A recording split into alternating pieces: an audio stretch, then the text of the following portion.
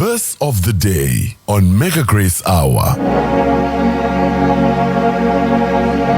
Yes, indeed, our verse of the day. We make a grace on Vuma FM, Adult Radio for the Young at Heart. Silitola lapha namhlanje in the book of Romans, chapter 8, verse 18.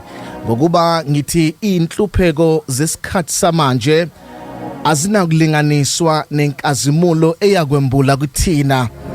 Izinhlupheko zesikhathi samanje azinakulinganiswa nenkazimulo eyakwambula kuthina. Ngamanye amagama, uma sibuka inhlupheko esibhekene nazo, uma sibuka usizi esibhekene nazo empilweni yethu, bese siliqhathanisa nenkazimulo uNkulunkulu akazoyembula, kubonakala sengathi inkazimulo uNkulunkulu akazoyiletha emva kosizi inkulu kakhulu uma sibheka izinto esidlula kuzona, ngoba kwenzeka uNkulunkulu alethe isimo esidlula inkazimulo akazoyembula. Njalo masithola sidlule simene, njalo masithola sibhekene nento ethile empilweni, kusuke kukhona inkazimulo uNkulunkulu afuna kuyambula.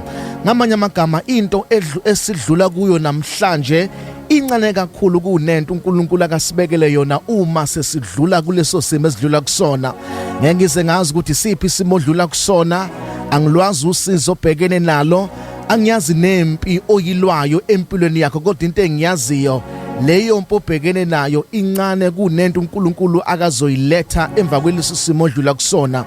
Kunamandla futhi kunesibusiso, kunomqhele futhi uNkulunkulu akakubekele wona ozowuthola uma usunqobe leso simo odlula kusona, ngoba inkazimulo ezokwembulwa after leso simo inamandla kakhulu. Into ngicela ungenzela yona, ngicela ungalilahli ithemba usadlula esimeni sakho. Cela ungaliphosi ithawulo usabhekene nesimo obhekene naso, bambelela kuze kube sekugcineni, ngoba kunento uNkulunkulu akazoyembula mawusunqobile. Bonke ababekezelayo kuze kube sekugcineni uNkulunkulu ubabekele umqhele wokuphila. Ngiyacela ungaliphosi ithawulo ngoba ubona sengathi kunzima manje.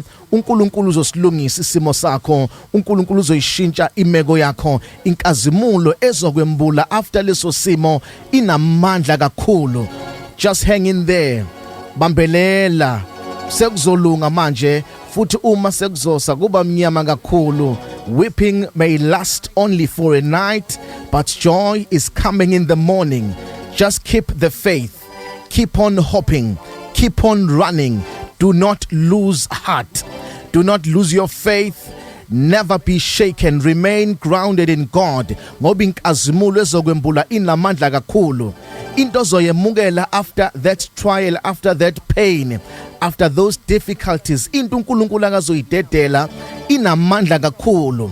Ungavumi ukulahlekelwa yilento uNkulunkulu akazokunikeza yona mangusudlule kulesi simo odlula kusona, ngoba sonke isimo uNkulunkulu akazivumela sifike empilweni yethu kusuke kukhona into enamandla afuna ukuyidedela uNkulunkulu, kukhona into enamandla uNkulunkulu afuna ukusilethela yona.